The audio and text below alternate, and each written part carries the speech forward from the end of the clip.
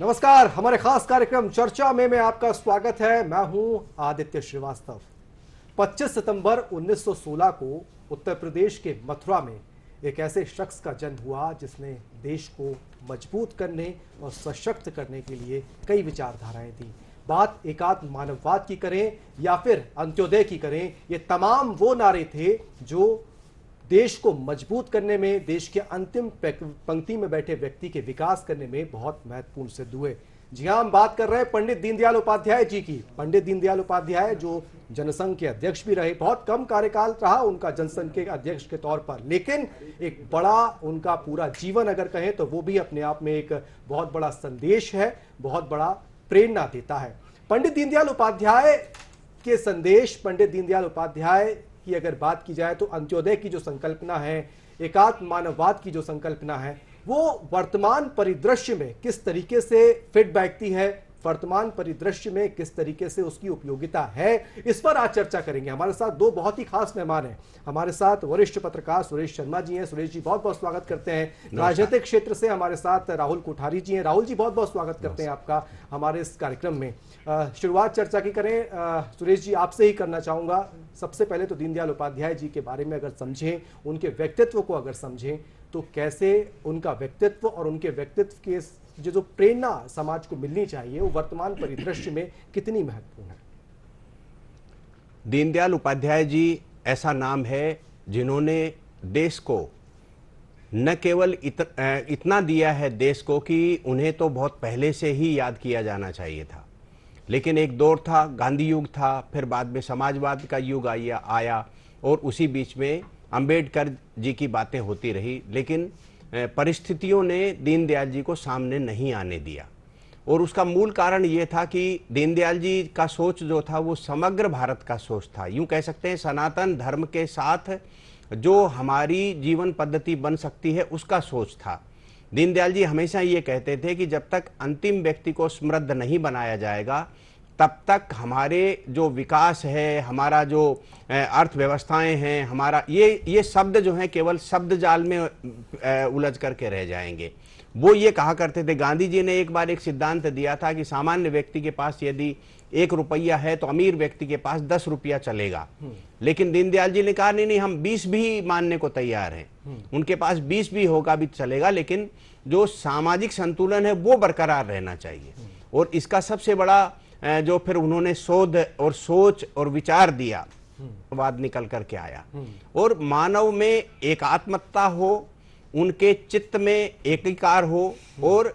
किस प्रकार से जो अंतिम व्यक्ति में बैठा हुआ, जो उनका सबसे प्रचलित और जो आज सरकार के द्वारा भी, केंद्र की सरकार हो नरेंद्र मोदी जी की या मध्य प्रदेश की सरकार हो शिवराज सिंह चौहान जी की भी, तो वो जिसको अंगीकार करके और उसको मूर्त रूप देने में लगे हुए हैं, वो अंत्योदय, जिसका मायने है कि अंत में बैठे हुए व्यक्ति का विकास हो जाने पर ही समग्र राष्ट्र का विकास होगा। आपने और वर्तमान परिदृश्य में, वर्तमान समाज में अंत्योदय की आवश्यकता कितनी है? देखिए, जैसा कि अभी आदरणीय सुरेश शर्मा जी बता रहे थे और अंत्योदय के बारे में, और अंत्योदय की जो स्थापत्य हो गया, और उसमें कहीं ना कहीं हम कहें कि एकात्म मानववाद, और मानववाद से ज़्यादा अधिक जो है आजकल हम कहते हैं एकात्म मानव दर्शन। दर्शन इसलिए कि अपने आप में पूरे विश्व में इस बात को लेकर रिसर्च हो रही है, स्टडी हो रही है कि कैसे इस एकात्म मानव दर्शन पे काम करते करते भारतीय जनता पार्टी जो है अपने आप में 2 सांसदों से 300 के पार निकल गई है, और किस तरीके से जनता की सेवा के हम लोगों ने रिकॉर्ड कायम किए हैं। कहीं ना कहीं जिस तरीके से पूरी संकल्पना हुई थी, जैसा कि सुरेश जी अभी महात्मा गांधी जी के दर्शन को आगे बढ़ा रहे थे, उनकी सोच को आगे बढ़ा रहे थे, दीनदयाल जी के बारे में उन्होंने चर्चा करी। कहीं ना कहीं ये बात सत्य है कि जो बात दीनदयाल जी ने बोली कि अर्थ जो है, जिसकी हम अर्थ को मूल्य के स्थापना की बात हो, एक ऐसे समाज की स्थापना की बात हो जिसमें सबसे सारी चीज़ें समानुकूल हों, और कहीं ना कहीं जिसको हम कहते हैं कि एकात्म मानव दर्शन को यदि सही तरीके से समझना है तो उसके लिए सबसे उसका जो एक अखंड मंडलाकार होता है, जिसमें जो है व्यक्ति, व्यक्ति के बाद व्यक्ति से परिवार, परिवार से समाज, समाज से राष्ट्र और राष्ट्र से विश्व होते हुए ब्रह्मांड की तरफ हम जाते हैं। तो ये कहीं ना कहीं अखंड मंडलाकार जो होता है, इसमें सब लोग एक दूसरे के पूरक भी होते हैं, सबके आगे पीछे ऊपर भी रहते हैं, लेकिन कहीं ना कहीं उनका आपस में कोई जोड़ नहीं रहता, कोई मेल नहीं रहता। तो एक ऐसे समाज की जब संकल्पना होती है जहां सब लोग जो हैं अपने आप में एक दूसरे से बंधे हो, जुड़े हों, तो ये बात सही है कि वो कहीं ना कहीं जब ही संभव है जब हम अंत्योदय के रास्ते पर, अंत्योदय के पथ पर काम करें। आज निश्चित रूप से एग्जाम्पलरी रूप से, बहुत उदाहरण के रूप में सरकारें इस तरह के प्रयोग कर रही हैं, विशेषकर हमारे भारतीय जनता पार्टी की सरकारें और उसकी देखा देखी कई सारी दूसरी सरकारें भी जो हमेशा इस बात को काम करती हैं। लेकिन आज ये बात भी आवश्यक देखना है कि कहीं ना कहीं वैचारिक दृष्टि से एक योग्यता रखने वाला शासन जो होता है अपने आप में, उसमें इस तरह के सिद्धहस्त काम करते हैं जिसको हम संकल्प से सिद्धि भी कहते हैं, उसको प्रायोगिक रूप से सफल करने का काम जिस तरीके से नरेंद्र मोदी जी ने किया है, तो अपने आप में अंत्योदय जो है इस राष्ट्र के अंदर जिस सफल उदाहरणों के साथ खड़ा हुआ है, कहीं ना कहीं पूरे देश में आज हम उदाहरण की यदि बात करते हैं तो चाहे उज्ज्वला योजना की हम बात करें या प्रधानमंत्री आवास की बात करें, ऐसी बहुत सारी योजनाएं जो हैं अपने आप में देश में, राष्ट्र में, प्रदेशों में प्रचलित हुई हैं, जो जिन्होंने अंत्योदय के स्वप्न को साकार भी किया है। और कहीं ना कहीं हम जो बात पहले कहते थे सुशासन आएगा या राम राज्य आएगा, ये उससे भी कहीं अलग हटके और मुझे लगता है कि पूरे वैश्विक स्तर पर जो स्वीकार्य चीज आई है उसका नाम अंत्योदय। अंत्योदय प्रयोग और प्रयास की बात राहुल जी कर रहे हैं सुरेश जी, वो क्या प्रयोग हैं, वो क्या प्रयास हैं जिनको पिछले कुछ वर्षों में करने की कोशिश की गई है अंत्योदय के लिए?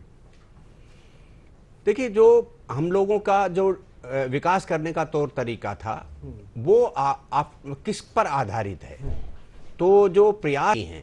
हमारे मनीषियों ने जिस तरह का जीवन ताना बाना रचा था, वो ताना बाना हमारा जो विकास है, और नरेंद्र मोदी जी तक आते आते वो बात अब फलीभूत होती दिखाई दे रही कि हमारा जो काम करने का तरीका है, डेवलपर पहने जाएंगे तो हमारी जलवायु के लिए अनुकूल होगा। यदि हम ब्रिटेन की जलवायु के हिसाब से भारत में कपड़े पहनेंगे तो हम अपने आप स्वास्थ्य को चिंता में डालेंगे। तो दीनदयाल जी हमेशा ये मान करके चलते थे कि जो प्रयोग है और जो प्रयास है, इनका समन्वय इस रूप में होना चाहिए कि हमारा संस्कृति भी और संस्कार भी और हमारा डेवलपमेंट और हमारा जो समानता का मूल रूप से, क्योंकि हमारे यहाँ प्राणी मात्र से के प्रति ध्यान देने की जो बात थी, इन सब का समावेश करके ही अंत्योदय की बात होती है। अंत्योदय में सारी चीजें समाहित करते हुए ही आगे बातें ली जा रही हैं। एक बड़ा वर्ग है राहुल जी, लेकिन अंतिम पंक्ति के व्यक्ति का विकास करना, अंतिम पंक्ति के व्यक्ति का उदय करना एक बड़ा लक्ष्य है, और जिस तरीके से आज भारत की जो एक पूरी तस्वीर है, उस लक्ष्य को पूरा करने के लिए एक बड़ी इच्छा शक्ति की आवश्यकता है। क्या लगता है आपको, वो इच्छा शक्ति कितनी मजबूत होनी चाहिए समाज के तौर पर, और खासकर राजनीतिक परिदृश्य में अगर उसको समझने की कोशिश करें, कैसे वो इच्छा शक्ति की आवश्यकता है? देखिए, मुझे लगता है कि मेरा जो मानस है उसके कहीं ना कहीं अनुसार मैं ये कह सकता हूँ, स्पष्ट रूप से कह सकता हूँ कि भारतीय जनता पार्टी विशेषकर जब भी कोई इस तरह के प्रयास करती है तो हम लोग कहीं ना कहीं इसके लिए पीछे ये प्रयास नहीं करते कि हमको वोट आधारित राजनीति ही करनी है। हम लोग जब समाज के विकास की बात करते हैं, समाज के विकास की चिंता करते हैं, तो ये कहीं ना कहीं एक बैक ऑफ द माइंड में हमेशा एक बात रहती है कि जो आज बात अंत्योदय की हो रही है, उतनी स्पष्टता के साथ आप देखते हैं आत्मनिर्भरता की भी बात हो रही है। तो यदि व्यक्ति को हम कहीं ना कहीं परजीवी बनाएंगे या इस तरह के उसका एक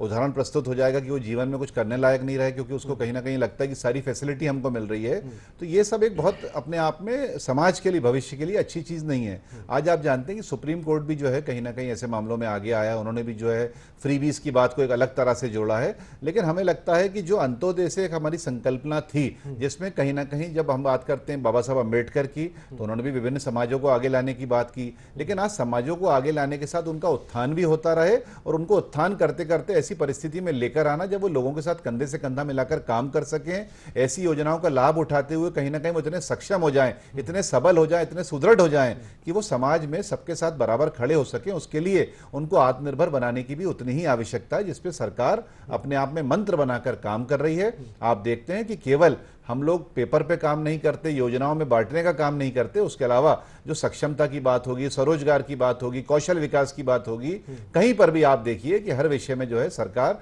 बहुत पारंगत तरीके से काम कर रही है। छोटे छोटे उदाहरण आपके सामने हैं। खेलों में आपने देखा है कि आज वैश्विक दृष्टि में हम भारत जो है अपने आप में बहुत मजबूत हुआ है क्योंकि कई चीजों को हमने सुधार के व्यवस्था को आत्मनिर्भर बनाने का प्रयास किया। तो आत्मनिर्भरता केवल व्यक्ति पर निर्भर नहीं करती, वह संस्था की, समाज की, परिवार की, देश की सभी परिस्थितियों में अपने आप में काम करने की। लेकिन एक विडंबना ये भी है, जैसे आपने देखा कृषि कानून बनाने का प्रयास किया गया, वो भी कहीं ना कहीं सरकार ने एक अलग तरह का प्रयास किया था, उसमें सफलता उतनी हासिल नहीं हुई, लेकिन जो सरकार का मानस इस सबके पीछे रहता है वो कहीं ना कहीं राष्ट्र का हित होता है। और आज एक पूरा अपने आप में देश जब चलता है तो देश एक अकाउंटिंग फॉर्मेलिटी और सिस्टम जो होता है उसमें हमको कहीं ना कहीं देश का आय व्यय भी देखना पड़ता है। तो ऐसे में समाज को इतना सक्षम बना देना कि आने वाले समय में उनको इसकी आवश्यकता ना पड़े, और यदि आवश्यकता पड़ेगी तो हमारी सरकार आपको तीर्थ भी कराएगी, स्वास्थ्य भी देगी, शिक्षा भी देगी, लेकिन अंत्योदय का कल्याण जब भी संभव होगा जब अंत्योदय की बात जब पंडित दीनदयाल उपाध्याय जी ने की, उसके बाद उस बात को आगे बढ़ाने के लिए जो उस वक्त के नेता थे, उस वक्त के जो लोग थे वो काम कर रहे थे। अटल बिहारी वाजपेयी उनमें से एक थे। अटल बिहारी वाजपेयी जी की जब सरकार आई तो एक बड़ी चीज़ जिसे कहें कि देश में देखने को मिली, उसका असर आज तक दिखता है। गाँव को सड़कों से जोड़ना, पूरे देश में सड़कों का एक जी के बाद अगर कहीं से शुरुआत हुई तो वहाँ तक की। और जो एक आय और व्यय की बात राहुल जी कर रहे हैं, अक्सर हम जब वर्तमान राजमार्ग और हाईवे मंत्री जो हैं नितिन गडकरी, उनको सुनते हैं तो वो ये कहते हैं कि जब गांव को सड़कों को जोड़ने की बात हो रही थी तो उस वक्त अटल जी से शायद उनका संवाद भी हुआ था और ये कहा कि इसका खर्चा कैसे उठेगा, इसका पैसा कहाँ से आएगा। तो उन्होंने एक बड़ा मॉडल दिया था उनके सामने और उस मॉडल के बाद देश आगे बढ़ा। कैसे ये समझे कि वो विचारधारा वहां से जब शुरू हुई वो आज कहां तक पहुंची है और आज वो विचारधारा को योजनाओं के जरिए कैसे संकल्पित किया जा रहा है? देखिए, अटल जी के समय दो चीजों पर बड़ा विशेष ध्यान था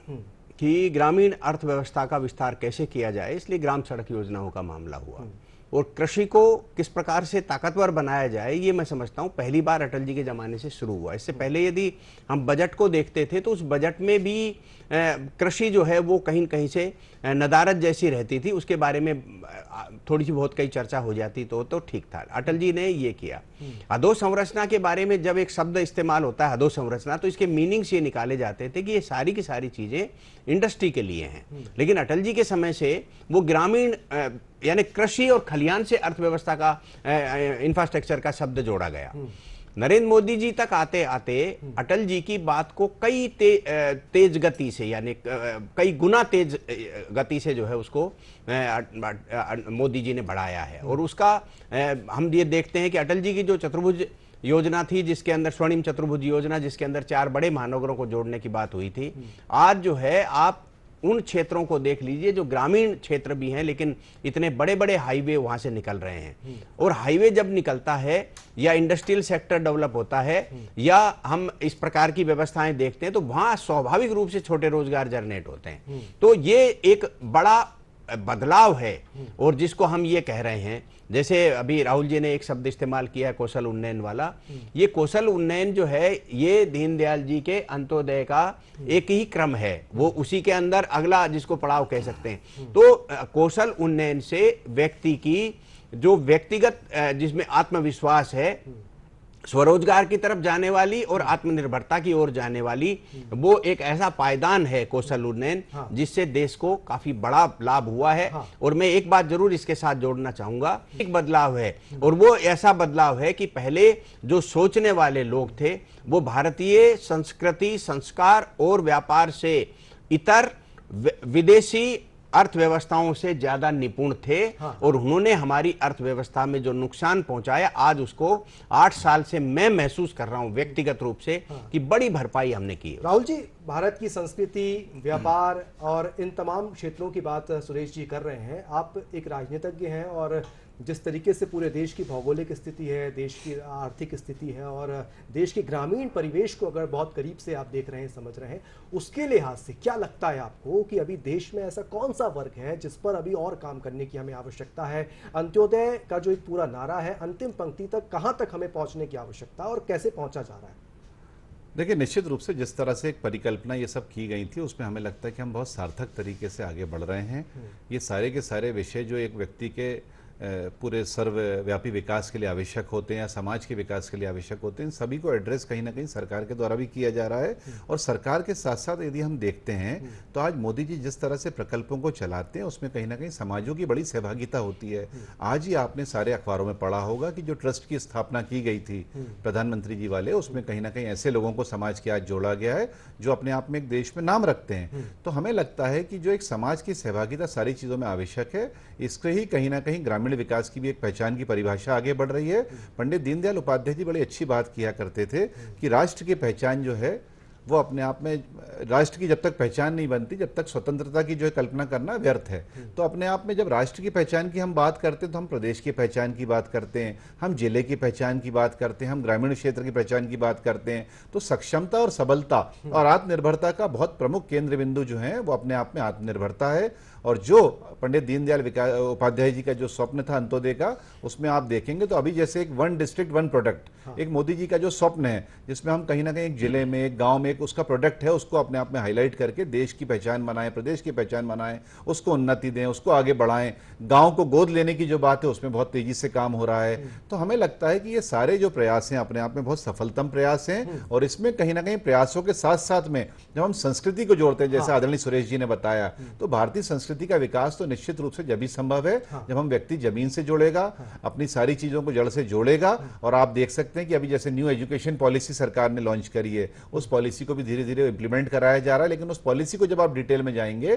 तो कहीं ना कहीं वो हमको सारी चीजों को रूट्स में लेकर जाती है। और जो पंडित दीनदयाल उपाध्याय जी के साथ हुआ, जिससे उनको अपने आप में आपने देखा कि इतिहास के दिनों में, पिछले दिनों में, सरकारों के, पहली सरकारों के दिनों में कहीं ना कहीं उतनी तवज्जो उनके विचारों को नहीं दी गई जो आज उनका महत्व निकल कर आ रहा है। आप सब लोग उसको स्वीकार कर रहे हैं। तो हमें लगता है ये सारे प्रयास अपने आप में बहुत अच्छे अनुकूल होंगे। और जैसा कि अब वैसे तो ये अपने आप में राजनीतिक मंच की व्यवस्था नहीं है, लेकिन कहीं ना कहीं कांग्रेस जिस तरह से ऐसे इतिहास में ऐसे महापुरुषों को दफन करने का काम करती रही, ये अपने आप में उनको इस बात का भारी पछतावा होगा। कल भी जो कृत्य केरल में आपने देखा कि वीर सावरकर के चित्र को छुपा दिया गया, हमें लगता है जनता जो चाहती है उसको यदि कांग्रेस आगे लाने का वो नहीं करेगी तो अपने आप में विपक्ष के रूप में भी पहचान खो देगी। सुरेश जी, सक्षमता, सबलता और आत्मनिर्भरता की बात राहुल जी ने की, ग्रामीण विकास का जिक्र भी किया। और ग्रामीण विकास के साथ साथ मैं यहाँ ये भी जोड़ना चाहूँगा, किसान, गरीब और गांव, ये फोकस रहा है। और अगर हम अंत्योदय की बात करें तो इनके बिना देश का विकास नहीं हो सकता। और ये जो कहा जाता है कि भारत गांव में बसता है, तो उस गांव में बसने भारत का विकास बेहद ज़रूरी है। वर्तमान परिदृश्य में उनको आत्मनिर्भर बनाने के लिए, चाहे वो ग्रामीण विकास की बात की जाए, किसानों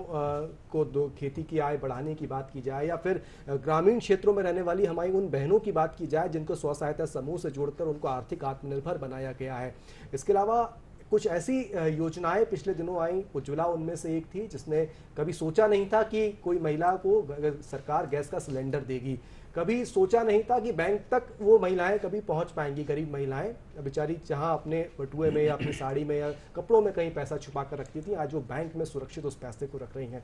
क्या ये अंत्योदय की संकल्पना है? क्या आपको लगता है?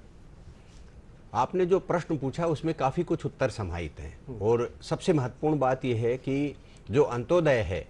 वो एक शब्द नहीं है। अंत्योदय जो है एक ऐसा प्रोग्राम है, ऐसा विचार है, और उसके क्रियान्वयन में समाहित होने वाली अन्य चीजें जो हैं उसको अंत्योदय बनाती हैं। आपने स्वयं एक बात कही जो बहुत ही महत्वपूर्ण है, वो यह है बैंक अकाउंट वाली। क्योंकि गरीब व्यक्ति का जो बैंक अकाउंट जब खोले जा रहे थे कि शून्य में जो है खाता खुलेगा और कोई पैसा जमा कराने की जरूरत नहीं है, तो उस समय हम सब लोग जो मीडिया में काम करते हैं उनको भी ये लगा था कि अरे भाई ये कौन सा प्रोजेक्ट है। लेकिन जब ये मालूम चलने लगा कि छोटे से छोटे व्यक्ति के मजदूरी के पैसे भी उसके खाते में जा रहे हैं और कमीशन खोरों से उससे मुक्ति मिल रही है, तो उसका जो अर्थ था वो समझ में आया। इसने एक और चीज रेखांकित की, और वो ये की कि नरेंद्र मोदी जी की सरकार और उनके सलाहकार, मैं सबको शामिल कर रहा हूं, इतना बारीकी से यदि अध्ययन करके रखे हुए हैं, तो मुझे ये लगता है कि यदि यही परिकल्पना नेहरू जी के समय शुरू हो जाती देश में, तो मुझे कहीं कहने में संकोच नहीं होगा कि देश जो है आज विश्व की सबसे बड़ी ताकत होगा। आज हम 8 साल के कार्यकाल में एक चीज महसूस कर रहे हैं कि विश्व की महाशक्तियां वो जो है हमारे सामने हमारी बात को मान रहे हैं, हमारे प्रधानमंत्री की बात को मान रहे हैं, या प्रधानमंत्री का उल्लेख के साथ साथ भारत की बात को मान रहे हैं। जब भारत का प्रधानमंत्री ही ऐसी ताकत रखता हो कि वो युद्ध में रत रूस को ये कह सके कि शांति से अलावा कोई विकल्प नहीं होता किसी भी विषय का, तो ये इस साहस की कल्पना करिए। मैं उन दिनों को भी याद करता हूं कि जब हम पाकिस्तान जैसे छोटे से राष्ट्र को और डोजियर सौंप करके इस बात की चिंता करते थे कि चलो हमारा आतंकवाद निपट गया, ये हमारी बात मान लेगा। आप उस बेसिक परिवर्तन को देखिए, देश में जो बड़ा परिवर्तन हुआ है, और कृषि, गरीब गांव यानी कि खेत खलियान और मजदूर, इसकी चिंता जिस दिन सरकार ने करना प्रारंभ की है, आज हमें उसका बदलाव दिखाई दे रहा है। अनेकों ऐसे हमारे सामने एग्जाम्पल्स हैं। बिल्कुल। लेकिन राहुल जी, ये ऐसा कहा जाता है कि विचार कई बार समय के साथ उनकी उपयोगिता शायद कम हो जाती है, या ये आम धारणा होती है, जनरेशन बदल रही है, जनरेशन वर्तमान परिदृश्य के साथ चल रही है। लेकिन अंत्योदय की संकल्पना हो, चाहे एकात्म मानववाद की संकल्पना हो, आपको क्या लगता है पंडित दीनदयाल उपाध्याय जी के जो विचार थे, जो नारे, जो संकल्प उन्होंने समाज और देश के लिए दिए, वो आज वाकई प्रासंगिक है? क्या उनकी ज़रूरत आज के परिदृश्य में वाकई है? और क्या वो जो संकल्प हैं, जो विचार हैं, जो विचारधाराएं हैं, वो कभी खत्म नहीं होने वाली, वो आने वाले कई वर्षों तक के लिए होंगी? देखिए, निश्चित रूप से जब इस तरह की विचारधारा को मैंने जैसे बताया कि बहुत दिनों तक गर्त में रखने का प्रयास किया गया, क्योंकि वो जानते थे कि ये विचारधाराएं जिनसे जुड़े लोगों की हैं, उनको यदि इनको स्वीकार्यता दी गई तो निश्चित रूप से पार्टियों का अंत संभव है। इसलिए इस तरह की बातें प्रयास में हुई। लेकिन भारतीय जनता पार्टी हो या हमारे अन्य संगठन हो या हमारी सरकारें हो, हम लोग इस तरह का कोई प्रयास नहीं करते कि किसी चीज़ को थोपने का प्रयास करें। जैसा कि आपने बोला कि प्रयास हो रहे हैं, प्रयास को सफलतापूर्वक किया जा रहा है। प्रयास निश्चित रूप से जब फलीभूत होते हैं तो जनता में अपने आप स्वीकार्यता बढ़ती है, लोगों में स्वीकार्यता बढ़ती है। और कहीं ना कहीं यदि हम बात करें तो ऐसा नहीं है कि बाकी जो देश के महापुरुष रहे हैं उनके जहाँ तक विचारों की बात है, सरदार पटेल की अखंडता की बात करें, हम गांधी जी की स्वच्छता की बात करें, सभी अच्छे विचार जो हैं वो अपने आप में स्वीकार किए जाने चाहिए। आगे भी अपने आप में पीढ़ियां बदलेंगी, सरकारें बदलेंगी, बहुत सारी चीजें हो सकती हैं। लेकिन हमें लगता है कि जब विचारों की बात है, जिस तरह से इस बार प्रैक्टिकल रूप से इम्प्लीमेंटेशन अंत्योदय का, एकात्म मानव दर्शन का अपने आप में हुआ है और हर रूप में हुआ है। क्योंकि मैं आपको यदि बोलूंगा कि मोदी जी के आप हर कर्तव्य और कृतत्व में देखेंगे तो कहीं ना कहीं आपको एकात्म मानव दर्शन नजर आएगा। यदि आप इसको जोड़ेंगे कि विश्व से, अफ्रीका से चीतों को नामीबिया से लेकर भारत जा रहे हैं लेकर, तो यदि एकात्म मानव दर्शन में गरीब की, अंतिम व्यक्ति की चिंता की गई है, तो इस बात की भी चिंता की गई है कि जो व्यक्ति है जो अपने आप में सुखी रह रहा है वो प्रसन्न भी रहे, उसकी आत्मा भी प्रसन्न रहे। तो यदि चीते का दर्शन करके व्यक्ति प्रसन्न होगा, वहां पर अपने आप में इंफ्रास्ट्रक्चर डेवलप होगा, वहां पर अपने आप में अलग अलग सोर्सेज, रिसोर्सेज गांव के लिए आएंगे। क्योंकि यदि चीता नहीं आता तो श्योपुर कौन जाता। इसलिए हमें लगता है कि बहुत सारे जो विचार होते हैं उनको हम बहुत डिटेल और गहराई में जाएंगे तो आपको हर विचार में, हर कृतत्व में कहीं ना कहीं मोदी जी के पीछे अच्छा विचार दिखाई देगा। ये तो बात बिल्कुल सही कह रहे हैं राहुल जी कि कई कदम ऐसे होते हैं, चाहे वो सरकारों की तरफ से लिए गए हों, अगर उसके पीछे एक बहुत बड़ा संकल्प हो, उसके पीछे एक बहुत बड़ी रिसर्च करें, तो कहीं ना कहीं वो लॉन्ग टर्म के लिहाज से कई क्षेत्रों को छूते हैं। जो उदाहरण आपने श्योपुर का दिया, कूनो नेशनल पार्क का दिया, उन चीतों के आने से ये बात भी सच है कि श्योपुर का विकास होगा, श्योपुर के आसपास पर्यटन डेवलप होगा, आर्थिक गतिविधियां बढ़ना शुरू होंगी, और कहीं ना कहीं जिस तरीके से एक पिछड़ा क्षेत्र श्योपुर मध्य प्रदेश का है, उसको एक पिछड़ेपन से बाहर निकलने में एक बहुत बड़ी मदद मिलेगी। लेकिन बात वही है कि एकात्म मानववाद और साथ साथ अंत्योदय, ये वर्तमान परिदृश्य में भी कारगर है। वर्तमान परिदृश्य में भी इन संकल्पों को आगे लेकर चलना समाज की मजबूरी भी है और समाज को जरूरत भी है, ये इस बात को हम मान सकते हैं। बहुत बहुत धन्यवाद करेंगे राहुल कोठारी जी हमारे साथ जुड़ने के लिए, सुरेश शर्मा जी आपका वो हमारे साथ जुड़ने के लिए इस कार्यक्रम में। चर्चा में फिलहाल इतना ही, दीजिए इजाजत, नमस्कार।